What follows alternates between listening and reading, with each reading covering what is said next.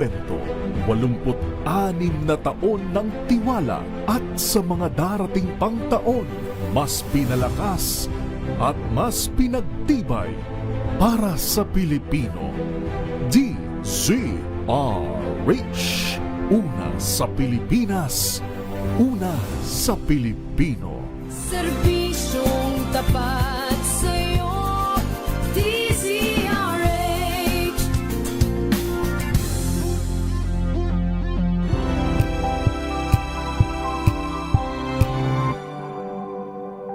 May nagbago, may arte, may budget.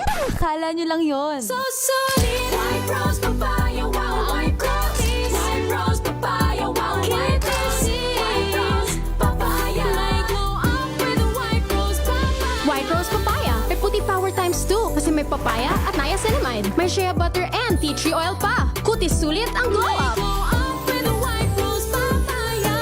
White Rose Papaya. Kutis sulit ang glow up. ACS. Amoy forever. Amoy LQ. Amoy New Cala Berry Blooms. Amoy Cala, amoy good vibes. Tinesting, sinuri, siniyasan. Ang resulta?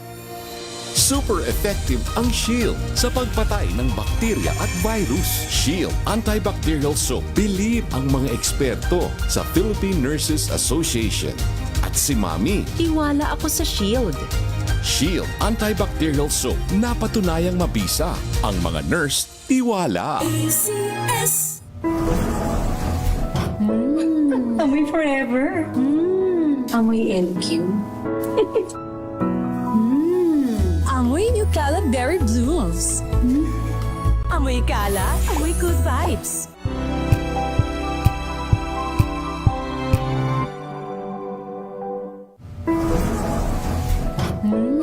Amoy forever.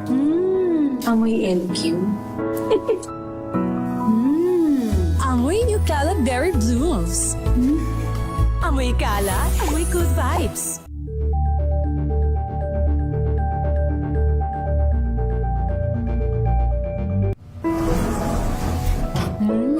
Amoy forever. Amoy LQ. Amoy New Cala Berry Blooms. Amoy Cala, amoy good vibes.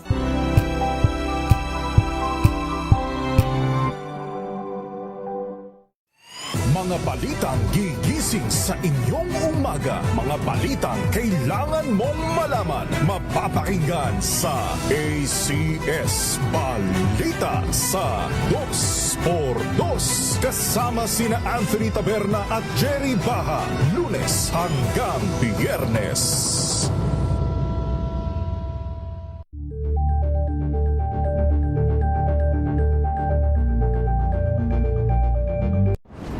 Kung good vibes ang hanap mo, dito ka na sa sigurado!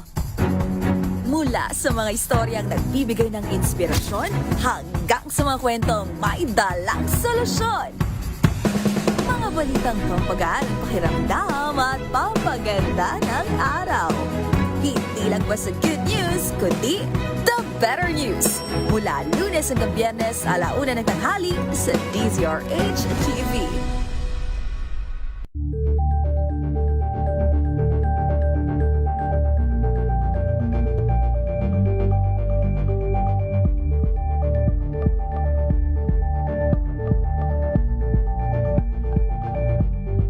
Maagang balitaan, maagang usapan sa mga issue at balita. Kasama si Kuya Angelo Palmones sa Magandang Umaga Pilipinas. Mula Lunes hanggang Biyernes.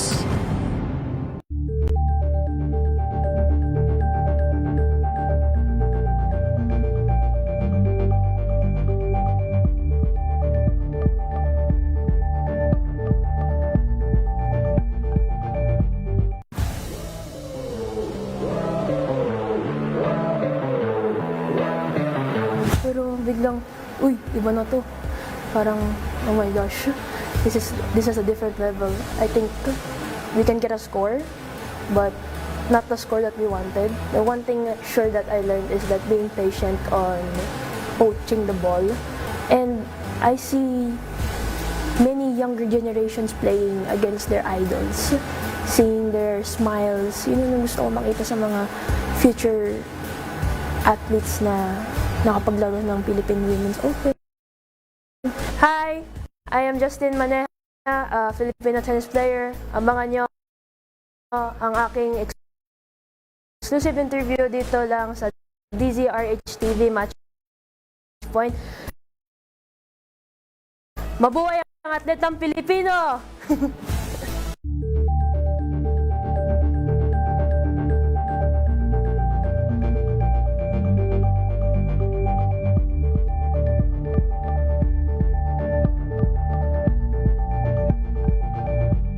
Abangan this Valentine's Day. Ako po si Nicole Yala. At ako naman si Chris Chuper. And you are watching Scene Zone. Ang tambalang hindi nagkainlaban. Pinalaki ng sex bomb at pinatangkad ng Ito diva. yun. Diva at Grace. Ito, pinalaki ng tambalan. Huwag palampasin ang nakaka-lurkay na bookingan. Tuloy. Kasi nga, di ba, we were the love team they failed to protect. Alas 12 ng tanghali, dito lang sa DZRH TV.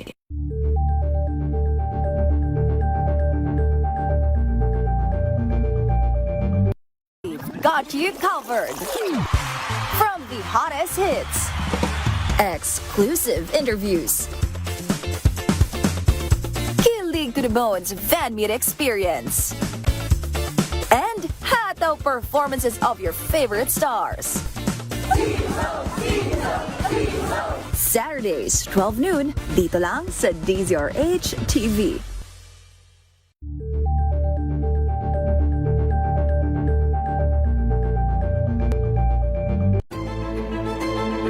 Pakikinggan ang bawat panig. When you fight for justice, think about the queer people. Kung hindi kami magkukwento, sino ang magkukwento para sa amin? Ang mga panawagan. News that you are following will be yours tonight. Hatid ng DZRH TNT. Tomorrow's News Tonight. Mga balitang binabantayan, mga balitang ayaw tigilan ng intriga, mga balitang patuloy ang pagbabago. Malalaman na tonight with Ray Sibayan, Kisses Habson, TNT. Tomorrow's News Tonight. TNT. Tomorrow's News Tonight. Magandang gabi po Luzon, Visayas, Mindanao sa ating pong Tomorrow's News Tonight. Ngayon po gabi ito ng Huwebes at 13 at 12 sa buwan ng Pebrero taong 2026. Sa ating pong headlines mga kaibigan, reward sa mga pagtuturo pang maresto si Atong Ang itinaas na sa 20 milyones pesos. Ilang senador na nawagan naman na palitan na ang Chinese ambassador sa Pilipinas. Public consultation ng Kamara sa Anti-Political Dynasty Bill umarangkada sa Cavite.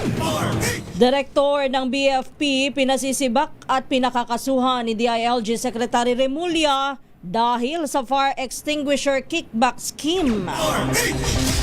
Ampaw, flood control project sa Camarines Sur, inrereklamo ng mga residente doon. MRT station supervisor sa likod ng nag-viral na human tarpaulin stand, sinibak. Bilang ng mga Pinoy yung nagsabing masaya ang kanilang buhay pag-ibig na italas sa record low ayon sa SWS.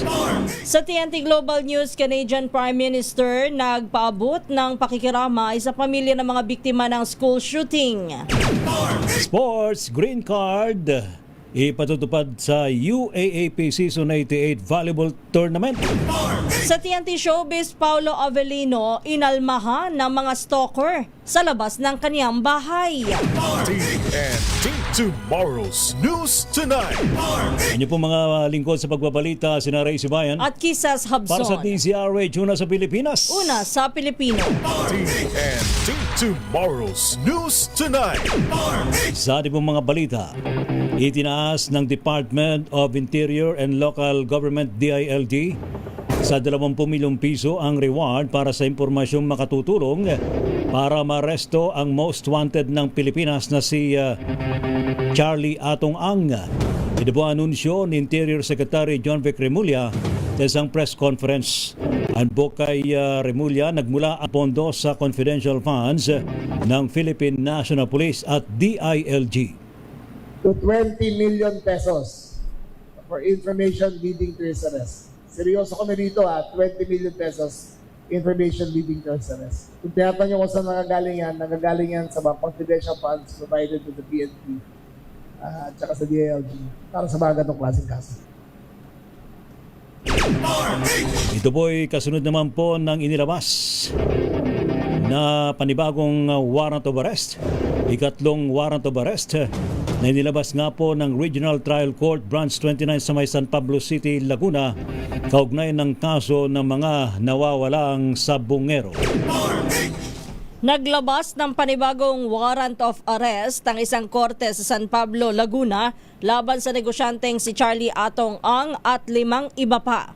Ito po ang ikatlong warrant of arrest laban kay Ang at kanyang mga kapwa-akusado kaugnay ng kaso ng nawawalang sabungero. Batay sa kautusan ng San Pablo Regional Trial Court Branch 29 na harap ang mga akusado sa kasong kidnapping at serious illegal detention na hindi maaring piyansahan. Kabilang sa mga co-accused sina Ryan J. Orapa, Alfredo Uy Andres, Philip Simborio Almendilla at si Joey Natanawa na Encarnacion at si Aaron Ezra Lagahit Cabilian. Matatanda ang una nang naglabas ng mga warrant of arrest ang mga korte sa Santa Cruz, Laguna at Lipa, Batangas laban kay Ang at iba pang sangkot sa kaso. TNT Tomorrow's News Tonight. Sa iba pang balita, nanawagan naman sina Senador Jevie Ejercito at Raffy Tulfo na agad ng palitan ng Chinese ambassador sa Pilipinas na si Jing Chuen dahil sa muna'y pagiging sobrang agresibo at sinasabing mayabang daw. Ayon po kay Senador Ejercito, bago pa lamang ang ambassador ngunit masyado siyang agresibo, sensitibo at hindi ito nakatutulong sa issue naman ng West Philippine Sea at sa relasyon ng Pilipinas at China.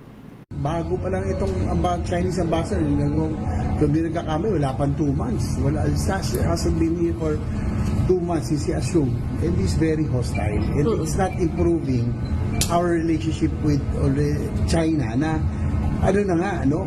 kumbaga, damage na nga because of the situation the West Philippine Sea right now. So instead of dousing cold water to the fire, he's adding fuel to the fire. So I think kung mas maganda kung papalitan ng someone who is more diplomatic in dealing with the Coast Guard. Pabor din si Senador Tulfo na palitan ng ambassador ng China sa Pilipinas dahil lagi manong binabantayan at sinasagot ng opisyal ang bawat statement ng mga senador. Iginit po ni Senador Tulfo ang pagtindig ng mga senador ay para lamang iparating ang karaingan ng mga Pilipino sa mga naapektuhang sektor sa West Philippine Sea at hindi dapat ituring na banta ng Chinese Embassy. Itong isa masyado siyang sensitive and aggressive at the same time, parang balat sibuyas, and agresibo siya sa kanyang mga aksyon, yung kanyang reaction sa mga developments sa mga nangyayari dito. I think, maybe, wala naman akong recommendatory power o wala akong authority para sabihin palitan. Pero it will be best for the interest of the Chinese and Philippine relationship na siguro magkaroon ng bagong ambassador. Iyan po ang makasunod pong mga pahayag po ni na Senador Jevie Ejercito at Raffy Tulfo. Sumugod ang mahigit sa 200 relayista sa labas ng Senado upang kondenahin ang tinawag nilang China Tours at para ingayan ang paglaban sa soberenya ng bansa sa West Philippine Sea. Pinangunahan ang pagkilos ng grupong Filipinos Do Not Yield Movement, bitbit ang mga placard at isinigaw ang mga panawagang ang tao, ang bayan, hindi magpapabuli. at WPS ipaglaban. Inupakan din ng grupo ang ilang tsinador na umano'y patuloy nakakampi ng China sa kabila ng mga insidente ng harassment laban sa Pilipinas. Ayon kay FDNY co-convener Giselle Albano, dismayado sila sa pahayag ni Senador Rodante Marcoleta na i-give up na lamang ang Kalayaan Island Group imbes na kumampi sa mga Pilipino. Hindi po kami makapaniwala dahil sa buhay Pilipino, bakit niya kailangan i-give up ang atin? Dahil ba sila ay may mga bahay sa ibang bansa? At wala silang pakialam sa Pilipinas? Wala silang pakialam sa Pilipino na sila na ang Pilipino, ang bayang Pilipinas po ang pumoto sa kanila. Kasabay nito'y sinaluduhan din ng grupo ang Senado matapos pagtibayin ang Senate Resolution number 256 na kumukundina sa umano'y pag-atake ng Chinese Embassy laban sa ilang opisyal ng pamahalaan. TNT Tomorrow's News Tonight. Sa iba pang balita, isinagawa naman ng kauna-unahang public consultation sa isinusulong naman na Anti-Political Dynasty Bill sa Carmona, Cavite ngayong pong araw na ito. Ito po'y pinangunahan ni Congressman Zia Alonto Adyong, Chairman ng House Committee on Suffrage and Electoral Reforms, at dinaluhan ng mga kinatawan ng mga LGU ng Cavite at Laguna. Ngayon pong 20th Congress, higit sa 20 ang mga panukalang batas na iniharap tungkol sa anti-political dynasty. Ilan po sa mga may akda sa naturang panukalang batas ay sina House Speaker Faustino Bojedi III at House Majority Floor Leader Sandro Marcos na layuning wakasan ng monopolya ng mga kilalang pamilya at mabigyan ng pagkakataon ng iba pa na maglingkod sa ating bayan. Pasok din ang anti-political bill sa LEDAC priority measures kasabay po ng direktiba ni Pangulong Ferdinand Marcos Jr. na panahon na para isulong ang naturang panukala. Tiniyak naman ni Representative Zia Alonto Adyong, chairperson ng House Committee on Suffrage and Electoral Reforms, na uusad at may papasa sa komite ang panukalang anti-political dynasty bill. Ayon kay Adyong, kumpiyansa siya na magkakaroon ng pag-abante ang panukala sa mababang kapulungan, lalo't kabilang sa mga may akda nito sina House Speaker Faustino D. III at House Majority Leader Sandro Marcos. Dagdag pa niya, kasama rin ito sa mga prioridad na panukala sa ilalim ng LEDAC priority measures. Gate ng mambabatas, tungkulin ng Kongreso na bigyang linaw at isabatas ang probisyon sa saligang batas na nagbabawal sa political dynasty. It's not really something na ang members ng House ang magde-decide kung dapat ba itong ipasa. Kasi ang Constitution po ang nagsasabi na kailangan meron. I-define lang po ng Kongreso. Kaya nga po nagkakaroon tayo ng public hearing, ini-invite natin ng mga constitutional experts, mga retired justices, framers ng Constitution, mga legal luminaries, mga electoral reform advocates, at ang taong bayan para ma-determine natin kung ano ba yung acceptable sa ating taong bayan. Yan po ang bahagi ng pahayag ni Congressman Zia Alonto Adyong. TNT Tomorrow's News Tonight. Ikinaalarma naman ng Kamara ang lumalalang smuggling ng sigarilyo sa bansa na may tuturing daw pong the new Pogo. Ayon po kay Marikina Congressman Miro Kimbo, chairperson ng Committee on Ways and Means, bukod sa pagkalugi sa government revenues, ay nagiging banta rin ito sa kalusugan ng publiko. Matagal na anyang problema ang smuggling, ngunit mas malawak ng operasyon nito at mistulang isa ng major criminal enterprise na kapareho ng Pogo noon. Dagdag pa ni Congressman Kimbo, Luzon hanggang Mindanao daw po ang operasyon nito na kinasangkutan ng mga dayuhan at mga Pilipinong baker. Una po rito ay nasabat ng otoridad ng abot sa 2.6 billion pesos na halaga na smuggled na mga sigarilyo sa Malabon at Batangas itong December 2025. Pinasisibak na sa pwesto ni DILG Secretary John Vic Remulla kay Pangulong Ferdinand Marcos Jr. ang nakaupong pinuno ng Bureau of Fire Protection na si General Jesus Fernandez. Ayon kay Remulla, nag-usap na sila ni PBBM tungkol dito at mayroon na anyang 3 mga pangalan na inirekomenda na pinagpipili ang kapalit ni Director Fernandez. Sabi ni sabi ni DILG Secretary Remulla, 2014 pa ang ganitong kalakaran sa BFP na sa pilitang pagbebenta sa sobra-sobrang taas na presyo ng fire extinguisher sa mga kumukuha ng Fire Safety Inspection Certificate sa buong bansa. I will be filing charges against the chief of the BFP, Jesus Fernandez, also to his deputies, also to the Bids and Awards Committee. Kung kasama ho siya sa masasampahan, paano po yung epekto nito sa kanya as being the head of the Bureau? I will recommend for his replacement. Si President Marcos ang siyang appointing authority, hindi ako eh. But I'll be recommending his replacement already. Nahiling na po ninyo sa presidente po yun, Secretary? Yes, nahiling ko na. At meron na rin ho kayong rekomendasyon kung sino po yung ipapalit po kay Director Fernandez? 3 ang pinagpipilian namin and bina-background check pa namin lahat. Yan po bahagi ng pahayag ni DILG Secretary Remulla. Ayon pa kay Remulla, libong bilang ng mga BFP personnel at officials na pinangungunahan ng mga dating naupo bilang pinuno ng BFP ang kasama sa kakasuhan sa mga susunod na araw. TNT Tomorrow's News Tonight. Samantala naman, tumanggap po ng mga bagong equipment ng PNP mula sa isang malaking kumpanya daw po ng sigarilyo sa bansa. Kabilang po dito ang isang 5-meter patrol vessel na inasang magagamit sa coastal areas at 30 unit ng scooter type motorcycle. Hindi yan yung video. Ginawang turnover sa Campo Crame ilang araw matapos naman ng sunod-sunod na raid sa mga smuggled at illegal na sigarilyo. Tiniyak po ni PNP, thank you RHTV, tiniyak po ni PNP Chief Police General Jose Melencio Nartates Jr. magpapatuloy ang kanilang anti-illegal cigarette operations kahit wala ang naturang donasyon. Sa katunayan, target ipagamit daw po ni Nartates ang naturang mga equipment sa pagsugpo ng naturang krimen sa lupa man o sa karagatan.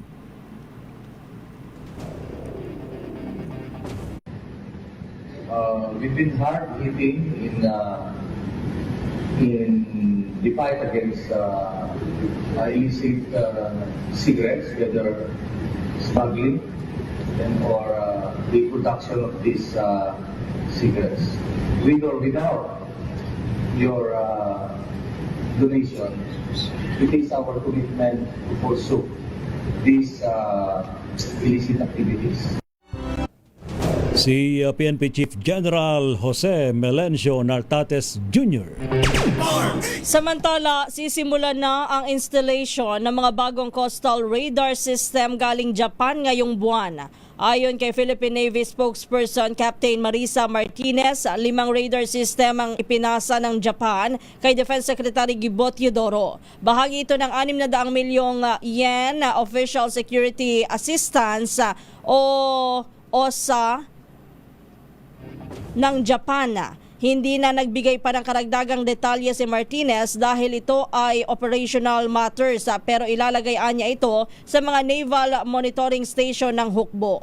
Tiniyak naman ni Teodoro ang compatibility ng naturang radar sets sa kasalukuyang maritime domain awareness ng AFP. TNT Tomorrow's News Tonight. Standby pa rin po sa iba pang mga malalaking mga balita sa Tomorrow's News Tonight. Uso ngayon ng ampaw, ha? Lalo na malapit na ang Chinese New Year, ha? Gusto ko niyan, abangan ampaw. ko yung ampaw mo, ha? Ako nga manghihingi sa iyo ng ampaw kulay, violet ba yung laman ng ampaw, ha? Bakit violet? Violet pa bang ang kulay nun? Bakit violet? 1,000, ano ba? Di ba? Di blue, ano ka ba? Colorblind ka ba? Sorry. Ang violet yata, 100. Violet, 100. Kaya nga, ay kung gusto mo, sige, bibigyan kita ang pau, violet. Sige, basta makapal. Pero kakaibang ampaw naman are, ha? Ay, ayoko niyan. Mayroon daw ampaw Oo. na flood control project sa Camarines Sur. Wow! Abay, ipinatong lang yung semento. Wala man lang bakal. Grabe ano ba naman yun. Ano? Kaya ayun, nasira ka agad. Ay, sus, apo. Sa magkanong halaga kaya, ha? Samantala naman, standby pa rin po sa, naku naman no, yung MRT station supervisor sa likod na nag-viral na human tarpaulin stand. Abay, sinibak. Andali, mali ba yung ginawa? Itinuturo daw Hindi ko yung... alam eh. tinuturo Hindi ko pa yata nakita eh. Itinuturo yata yung mga paser kung saan ang tamang, kung saan ba maluwag ba yun? Ha? Parang pinapahawak sila ng tarpaulin, Yung mga tauhan personnel. ng ano. Oo. May video ba tayo noon? RHTV. Wala ba? Oo, nasa yata yung yung item eh. Pero Titingnan okay ko. lang. Mamaya, abangan po ninyo, ha? Oo, ay. Sus, apo na walang tuloy ng trabaho. Samantala, bilang ho ng mga Pinoy na nagsabing sila raw po ay masaya sa kanilang love life, bumagsak. La? Sumadsad sa record low. Ano ba naman yan? So, ibig sabihin, nadagdagan yung mga malulungkot ang kanilang Valentine's Day. Ha? Ganun. Ay, sus, apo. Pero heto, kung bumagsak naman ito sa record low, yung mga nagsasabing masaya ang kanilang love life, Kaya ba marami ang bilihan ng ng gayuma ngayon? tumaas ang presyo. Grabe. Tumaas na ang presyo ng gayuma. Alam nyo, Ikaw, sino? Si Dulce. Dulce. Ayan. Mukhang kailangan mo ng gayuma. Hindi. Hindi niya kailangan. Hindi niya kailangan. Oo, abay, punong-puno ng pagmamahal yan eh. Yan, si Dulce. Hi, nakita mo, Dulce. kinikilig. Happy Valentine's Day sa'yo. Yung aming minamahal dito na nagbibigay sa amin ng pagkain. Yun. Hindi libre yun, ha? Binabayaran yung pagkain niya. Alam mo, sa halip na gayuma ang bili ng mga Pilipino, dapat maunawaan nila ang kanilang love language, Lakay. Baka hindi lang nagsaswak yung kanilang mga love language. So yan ikaw ang ay- antabayanan so nyo po sa ikaw- balitang From Di bukas. Ayun. Mayroon ka na kagad teaser, May ha? teaser. Abay, aabangan ko yan. Gusto ko mapupuyat ako, pero okay lang. Pakikinggan natin yan, ha? Marami Ayan, naman ha? nakakaalam yan, pero i-remind lang natin yung iba. Talaga. Abay, mag-participate kayo, ha? Baka meron kayo idea, ha? Sa Alibong TNT Global News, Canadian Prime Minister nagpaabot daw po ng pakikiramay sa pamilya ng mga biktima ng school shooting doon. Sa sports, sa green card ipatutupad sa UAAP Season 88 Volleyball Tournament. At sa showbiz, Paulo Abilino, may mga stalker daw sa kanya sa labas ng bahay. Ano ba yan? kaya lang, Mga babae ba yan? Mga lalaki? Ewan ko. Pero artista naman kasi siya. Parang syempre kumbaga, naman, natural lang yung may inaabangan siya, nangi-stalk. Uy, abangan natin si Idol. Baka paalalabas siya, magpa-autograph tayo, pa-picture tayo, pa-selfie tayo. Baka lalabas siya, baka tatambay siya doon sa may labas ng bahay nila. Kaya paano kung mga maskulado yung mga nakaabang? Basta hindi nang gugulo, tsaka Hindi hindi nang gugulo. makaka-apekto. Nasa malayo lang, sumisilip lang, okay lang yun. Ayan. Take it from Mommy Kisses. TNT Tomorrow's News Tonight. Pilipinas ang oras, alas 9:33 ng gabi.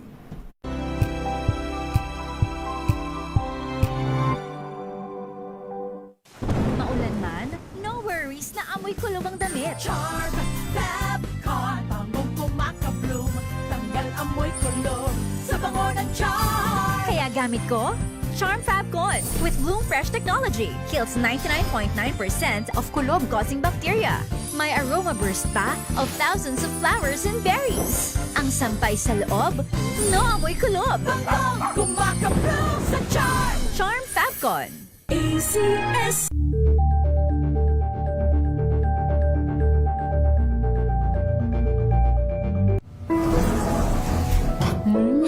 Amoy forever. Amoy LQ. Amoy New Cala Berry Blooms. Amoy Cala, amoy good vibes.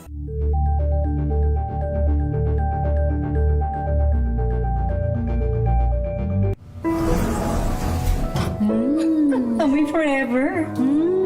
Amoy LQ. Amoy Amoy New Cala Berry Blooms. Amoy Cala, amoy good vibes.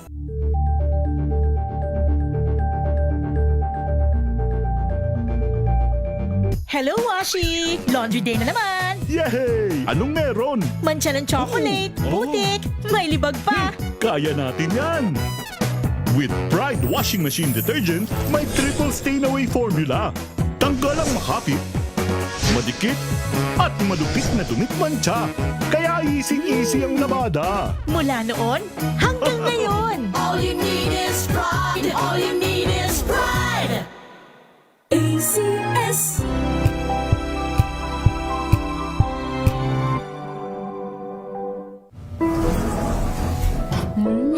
Amoy forever. Amoy LQ. Amoy New Cala Berry Blooms. Amoy Cala, amoy good vibes.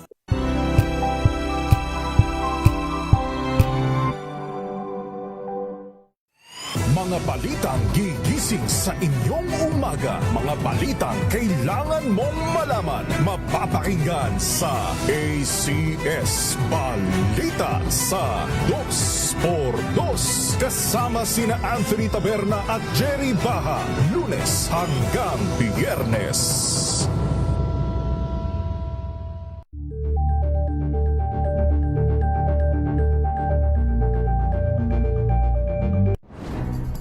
Good vibes ang hanap mo?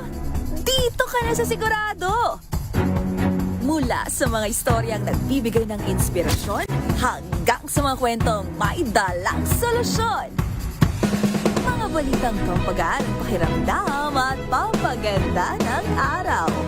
Hindi lang ba sa good news, kundi the better news. Mula Lunes hanggang Biyernes, 1:00 ng tanghali sa DZRH TV.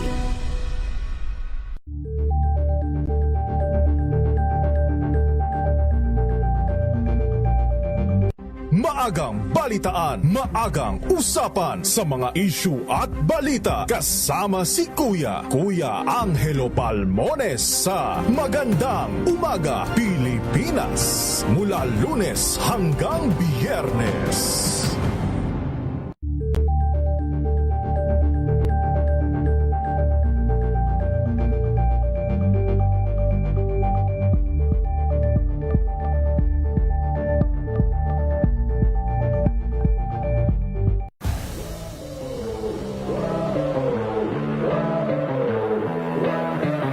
Pero biglang, uy, iba na to. Parang, oh my gosh, this is a different level. I think we can get a score, but not the score that we wanted. The one thing sure that I learned is that being patient on poaching the ball. And I see many younger generations playing against their idols. Seeing their smiles, yun yung gusto ko makita sa mga future athletes na nakapaglaro ng Philippine Women's Open. Hi! I am Justin Maneja, a Filipino tennis player. Abangan nyo ang aking exclusive interview dito lang sa DZRH TV Matchpoint. Mabuhay ang atletang Pilipino!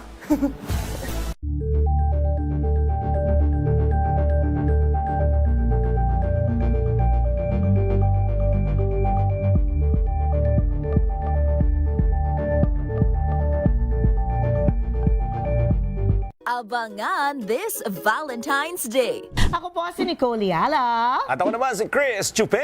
And you are watching Scene Zone. Ang tambalang hindi nagkainlaban. Pinalaki ng sex bomb at pinatangkad ng Ito yun. Viva at Nurse. Ito, pinalaki ng tambalan. May huwag palampasin ang nakaka-lurkay na bookingan. Tuloy. Kasi nga, di ba, we were the love team they failed to protect.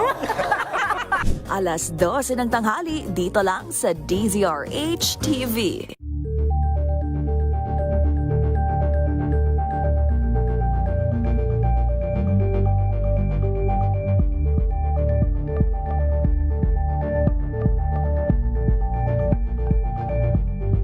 We've got you covered. From the hottest hits, exclusive interviews, kilig to the bones fan meet experience, and hataw performances of your favorite stars. Saturdays, 12 noon, dito lang sa DZRH TV.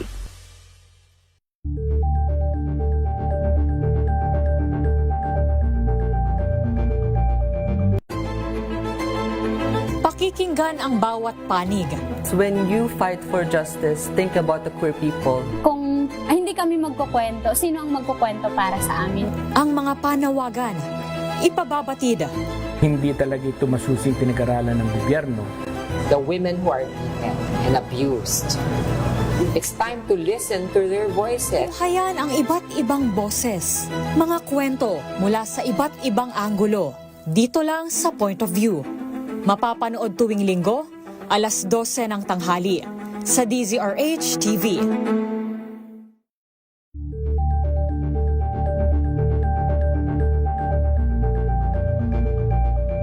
Ito ay bunsod ng naitalang 17 individual na ang kanilang naaresto. Metro Manila Development Authority o MMDA ang No Contact Apprehension Policy o NCAP sa Metro Manila. Sa ang ilang mga dokumento ay peke. Hindi rin legal ang employment na ipinangako sa kanila. Sa mata ng batas, mananagot ang sangkot at may sala. Dahil sa bawat paglabag, may karampatang parusa. Alamin ang mga pananagutan sa likod ng mga bawal. Dito sa Hoy! Bawal Yan! Tuwing Sabado, alas 11:30 ng umaga. Dito lang sa DZRH. TNT Tomorrow's News Tonight. Ang iba rin po mga lingkod sa pagbabalita, sina Ray Sibayan At Kisas para sa Habson. DZRH, una sa Pilipinas. Una sa Pilipino. Atin mo nang alamin ng update mula sa report ni Noche Cacas. Isang Chinese national na pinilit magtrabaho daw po sa online scamming syndicate bilang encoder. Abay na-rescue raw po ng NBI. Dalawang suspect naman na Chinese national na aresto. Report mula kay RH27 Noche Cacas, Noche. Lakay Ray at Kises, matagumpay na nasagip ng National Bureau of Investigation o NBI ang isang Chinese national kasunod ng isang targeted operation sa isang villa sa lungsod ng Muntinlupa. Naaresto ang dalawang Chinese suspect sa naturang operasyon. Ayon sa NBI, nagugat ang operasyon. Kasunod naman ng reklamo ng isang kaibigan ng biktima na ikinulong ng labag sa kalooban at pinilit umanong magtrabaho bilang encoder ng isang online scamming syndicate. Nabatid na sinasaktan umano ang biktima at pinagbabantaan pang papatayin sakaling tumakas. Nagkaroon umano ng pagkakataon ng biktimang makapag-send ng message at lokasyon kaya natunto ng lugar kung saan nakadetine ang biktima. Maharap naman ngayon ang dalawang dayuhan sa kasong paglabag sa Article 267 of the Revised Penal Code o ang illegal detention. 8 pang foreign national sa Lakay Ray at Kises ang inaresto naman ng NBI dahil sa bigong magpakita ng valid immigration documents at di rin maipaliwanag kung bakit nandoon sila sa nabanggit na lugar. Samantala, Lakay Ray at Kises, dumalaw na rin kanina sa Burol, yung ating boss, Lakay Ray at si Chairman ng Manila Broadcasting Company Media Group, Chairman Fred Elizalde, dito sa Burol, di dating House Speaker Jose de Venecia Jr. Oo, si kaibigan niya ni Chairman FJE, Fred J. Elizalde. Oo nga kasi tandang-tanda ko, Lakay Ray, si Manay Gina de Venecia, meron. Yes, may program dito sa DZRH dati. Drama. Panahon doon sa Makati pa tayo. Kaya malapit na kaibigan ng pamilya Elizalde itong de Venecia family. Kaya kasama ni Chairman Lakay Ray at Kises, kasama ni Chairman FJE, ang kanyang may bahay na si Ma'am Lisa Makuha Elizalde. Lisa, At marami na rin marami naman mga personalities na nagtungo dyan. Marami na. Saan lugar yan mismo, Noche? Saan lugar? Sa may Heritage Memorial Park dito sa lungsod ng Taguig. Okay. Mga Dito siya nakaburol at as far as I know, Lakay Ray, ito ay iuuwi sa Pangasinan. Oo, sa may ano yan, sa may Bunuan. Bunuan, Pangasinan ba yun? Oo. Kaya bukas ata yung pinaka-last na lamay. Then marami na rin senador Lakay Ray, ang dumalaw, mga kaibigan, kaanak at mga nakasama rin na ni JDB sa Kamara na dumalaw sa kanya. Buhos din ang pakikiramay sa pamilya ni JDB na karamihan din na Lakay Ray at Kises ay sa Dagupan sa Dagupan ng kanilang mga bulaklak. Kaya ako na-cover ko yan si Speaker De Venecia diyan sa panahon pa ni ni dating Pangulong Fidel Ramos, kung di ako nagkakamali, ha? Pero Noche Lakay, ito ba si Speaker Joe di ba usually yan dinadala pa sa Kamara? Katulad niyan na na siya, kumbaga yung last may necrological. Oo. Okay. Yun ang natin. Pero ang ano ko lang, yung info ay ito ay iuuwi sa sa probinsya, sa kanila sa Pangasinan. Kaya sa ngayon ay may mga inaasahan pa rin ang nadadalaw Lakay Ray at Kises ngayong gabi. At wala pang, ang hindi pa nakadalaw dito ay yung presidente at vice presidente. Yun na lang yung ang baka di mo nalalaman si dating House Speaker De Venecia, dati ring journalista yan. Talaga? Oo. Kaya malapit sa mga journalista yan. At alam ko Lakay Ray, nagra-radyo din ito So, rest in peace kay dating House Speaker Jose JDB. Nagkakaramay din tayo Lakay Ray at Kises sa pamilya De Venecia, dahil dito sa pagpanaw nga itong si dating House Speaker Jose Joe De Venecia na talagang malapit din sa Manila Broadcasting Company. Alex 27, nagkaka sa DZRH, una sa Pilipinas, una sa Pilipino.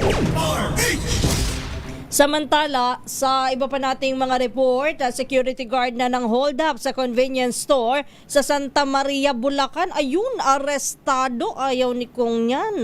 Ang detalye, balita mo yan na Federico Manalili. Yes, sa Saturday, dahil sa ginawang pursuit operation, ay mabilis na aresto ng otoridad ng Santa Maria otoridad ng Santa Maria ang suspect sa pang-hold up ng isang convenience store. Ito yung Alphamart sa may barangay San Jose Patag, Santa Maria, lalawigan ng Bulacan. At tayong nakipis Lieutenant Colonel Mark Louie, Sigia Hepe ng Santa Maria PNP, isang 37 anyos at isang security guard at residente ito ng barangay Bulak sa Banggitin na Bayan ang mabilis na aresto. Batay sa ulat nga, alas 7:28 ng gabi, kagabi, pinasok na ng suspect ang isang sangay ng Alphamart 3 sa ito'y hinold up. Dahil nga sa mabilis na nagpag-report yung kahera ng empleyado ng convenience store na isang 28 anyos na babae, ay nagbigay ito ng description batay sa kanyang mga binigay. Ay ito'y nakasuot na itim na jacket at puting pangitaas at itim na short. Dahil doon, mabilis nagsagawa ng pursuit operation na nagresulta ng pagka-aresto nga ng suspect at kalaunan na discovery na ito na isa palang security guard na kumpiska sa suspect ang isang 38 revolver at ito'y kargado pa ng 4 na bala. At ngayon nagsagawa pa rin ng investigasyon ng mga otoridad kung itong mga baril na dala niya ay ito'y nakalisensya pa o nakarehistro sa agency niyang pinapasukan. Sa ngayon nakapit na sa custodial facility ang arestadong suspect habang ito'y naharap sa mga kasong RA 10591 at robbery hold up. Federico Manalili para sa DZRH, una sa Pilipinas, una sa Pilipinas. Thank you. Salamat ka, Feds. Samantala naman, 2 na aresto sa tangkang pagpupuslit ng iligal na mga kahoy. Diyan po sa may Katarman, Northern Samar. Report mula kay Jane Bantayan. Jane.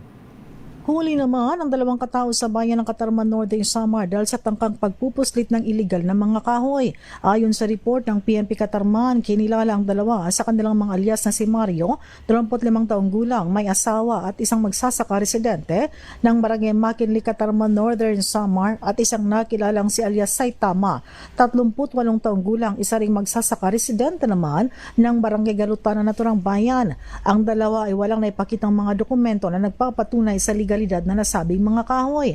Ang nasabing mga kahoy ay isang uri ng lawaan. Lulan ito ng isang berding van na walang OR at walang CR. Agad na kinumpiska ng otoridad ang mga kahoy na 29 piraso sa magkakaibang sukat na may kabuang 530 board feet na tinatayang ang halaga ay mahigit sa 27,000 pesos. Ang 2 at ang mga nakumpiskang kahoy ay kasalukuyang nasa kustodiya ng Katarman MPS para sa dokumentasyon at tamang disposisyon. Ang 2 naaresto ay nahaharap sa karampatang kaso. Mula sa Aksyon Radyo Katarman, RH34 Jane, galit bantayan ng DZRH. Una sa Pilipinas, una sa Pilipino. Samantala, 10-wheeler truck kinarnap sa Murcia, Negros Occidental. Ibalita mo yan, RH46 Rex Cantong.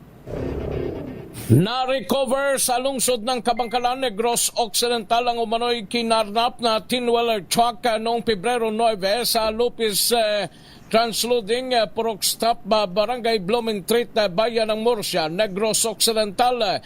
Ang driver truck na pag-ari ng 39 anyos na si alias Dudes, residente ng Barangay Talutog, Bayan ng Murcia, at ang suspect na kinilala na si alias Dudes, 32 anyos, residente ng Barangay E. Lopez, lungsod ng Silay, Negros Occidental.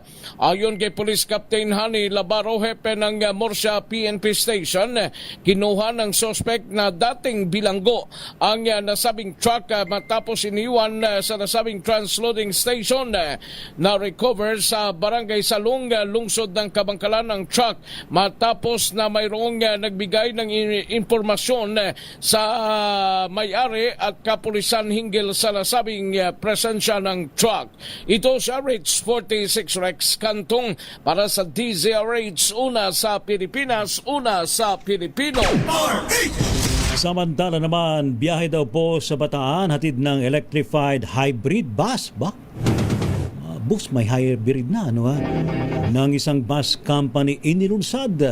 Ating alamin sa report ni RH37, Danny Kumilang. Danny. Inilunsad ngayong araw ng pamalang palalawigan ng Bataan sa pakikipagtulungan ng Genesis Transport Service Incorporated ang bagong biyahe papuntang Metro Manila at pabalik ng Bataan gamit ang makabagong electrified hybrid bus.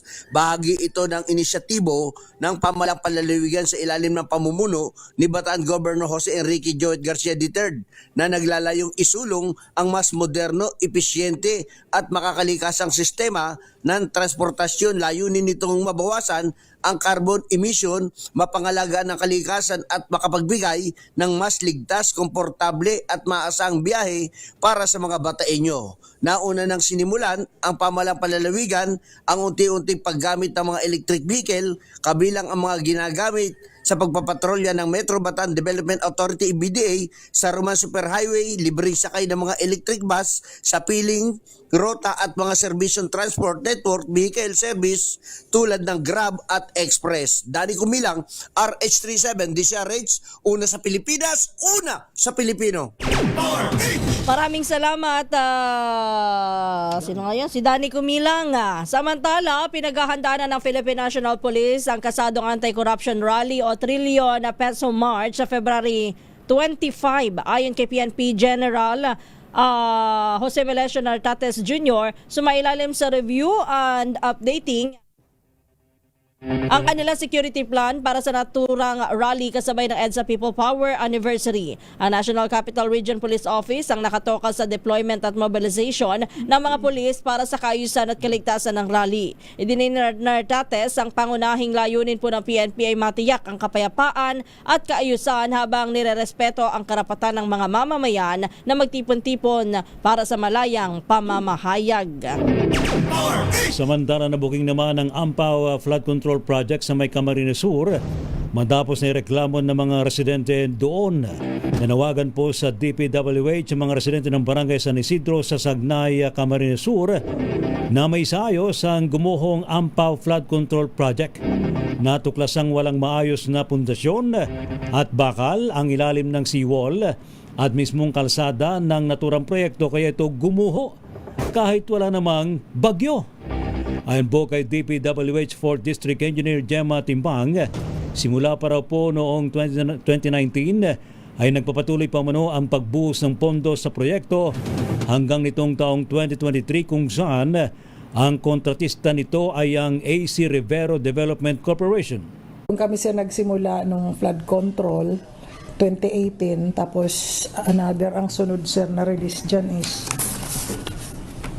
2020. Tapos may 22 ata, may implemented po kasi ang regional office din namin. Tapos may 23. Yun hanggang doon yun sir sa school. Hindi ko pa lang sir nakuha yung total length, pero yung ito pong may nasira, ang cost niya po is, ang allocation niya is nasa 40 million. Contract cost is more or less mga 37 million. Total length niya sir is 100. Pero ano yun, dalawang berm. Mataas yun eh. Dalawang berm.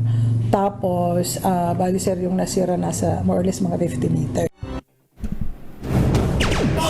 Samantala, ipinagutos naman ni Acting Transportation Secretary Giovanni Banoy Lopez ang agarang pag-relieve sa station supervisor ng MRT-3.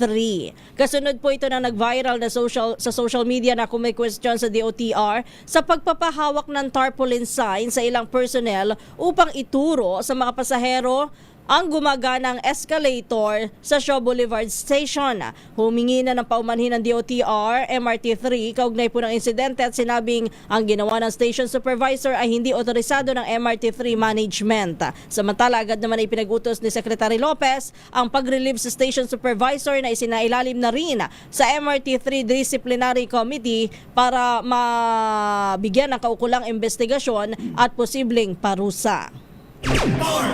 Nabawasan naman sa record low ang bilang ng mga Pinoy na nagsabing sila'y masaya.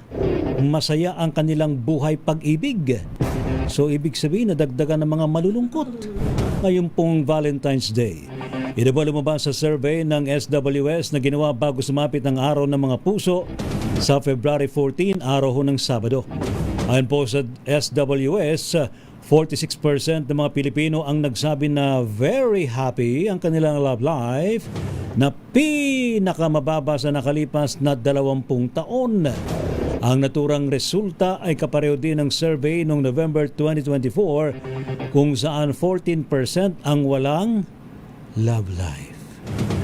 Samantala, 57% naman ng mga kababaihan na kasal sa kanilang partner ay nagsabing masaya sa kanilang buhay pag-ibig, 45% sa mga nagli-live-in at 22% ang nanatiling single.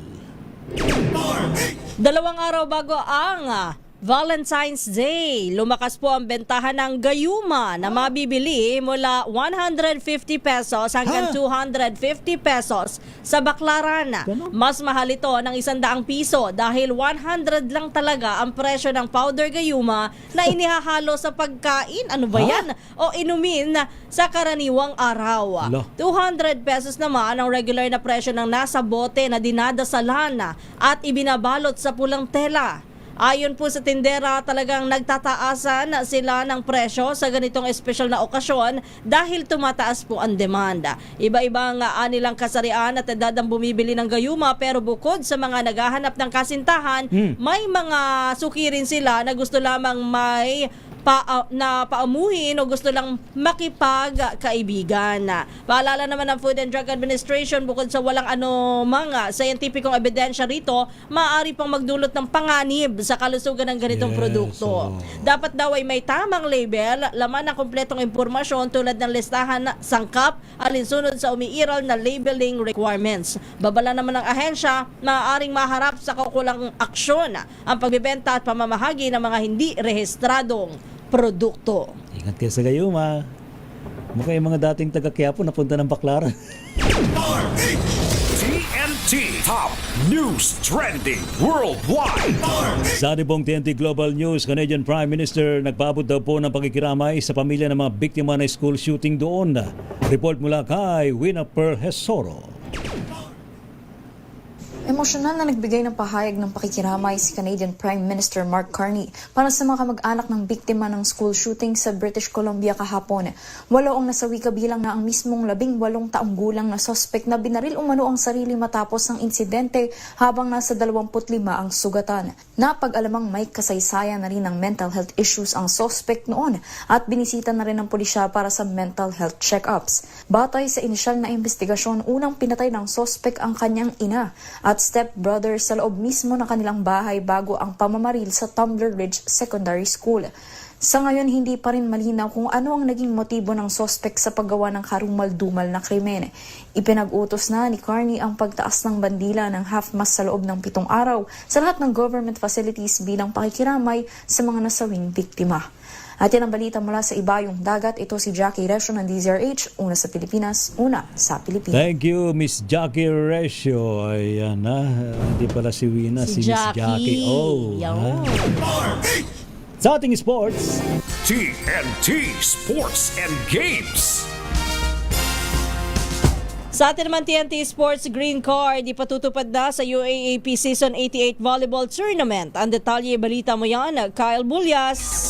Magpapatupad na ng green card ang University Athletics Association of the Philippines o UAAP sa pagbubukas ng Collegiate Volleyball Tournament ng Season 88. Sa ilalim ng bagong system, gagawara ng green card ang isang player na mag-acknowledge o aamin kung nagkaroon ng block touch o net touch. Sa ganitong paraan aniya ay mapapabilis ang judging process at hindi nakakailanganin pa ng video challenges. Sa pagtatapos naman ng season, gagawara ng Sportsmanship Award ang koponang makakaipon ng pinakamaraming green card. Ayon kay UAAP Commissioner Michael Verano, makatutulong ito sa pagpopromote ng honesty at sportsmanship. Samantala, kasado na sa darating na Sabado ang first round ng UAAP Men's at Women's Volleyball Tournament kung saan una maghaharap ang University of the Philippines at University of the East at ang Far Eastern University laban sa De La Salle University. Para sa TNT Sports, ito si Kyle Bulyas ng DZRH. Una sa Pilipinas, una sa Pilipino. Thank you, Kyle. Sa ating showbiz, Paulo Abilino, abay inalmahan daw po ang mga stalker sa labas ng kanyang bahay. Ating alamin sa report ni Don Carlos. Don. Hindi na natiis ng aktor na si Paulo Abilino ang mga stalker sa labas ng kanyang bahay. Sa isang ex-post na dating Twitter ni Paulo, ipinakita niya ang litrato ng 2 babae na tila ilang araw na raw kumukuha ng litrato at video sa kanya. Ginawa ng aktor ang post at sinabing patas na tayo dahil hindi niya nakinaya ang ginagawa ng 2 babae. Ikinabahala naman ito ng Kim Pao Pans at marami tuloy ang napatanong kung paano nakapunta ang 2 babaeng stalker sa labas ng bahay. Biro pa ng ilang fans, baka raw nice lang makuha ng update kung magkasama ba si Paulo at Kim Chiu, pero nanindigan sila na kung tunay kang fan, hindi mo ito gagawin sa iyong idol. At yan ang trending na balita para sa TNT Showbiz. Ito si Don Carlos ng DZRH, una sa Pilipinas, una sa Pilipino. Iba talaga pagsikat. Oo, pero hindi naman maganda na nandun na sa bahay. Pero alam mo, araw. Mas matitindi sa ibang bansa. Ay, oo, sa mga Korea. paparazzi. Sa Korea. Sa US, sa Hollywood, sa UK, ha? Oo. Paparazzi talaga, aabangan ka talaga, 24 hours a day. Oo. Pag very controversial ka. Dito sa atin, baka mga nagbabantayan, Porda. Porda ano? Porda, content. TNT Tomorrow's News Tonight. Salamat po sa mga tumutok po nating balitaan sa Tomorrow's News Tonight. Ano po mga lingkod, sina Ray Sibayan. At Kisas Habson. Para sa DZRH, una sa Pilipinas. Una sa Pilipino. Pilipinas ang oras, alas 10:03 ng gabi.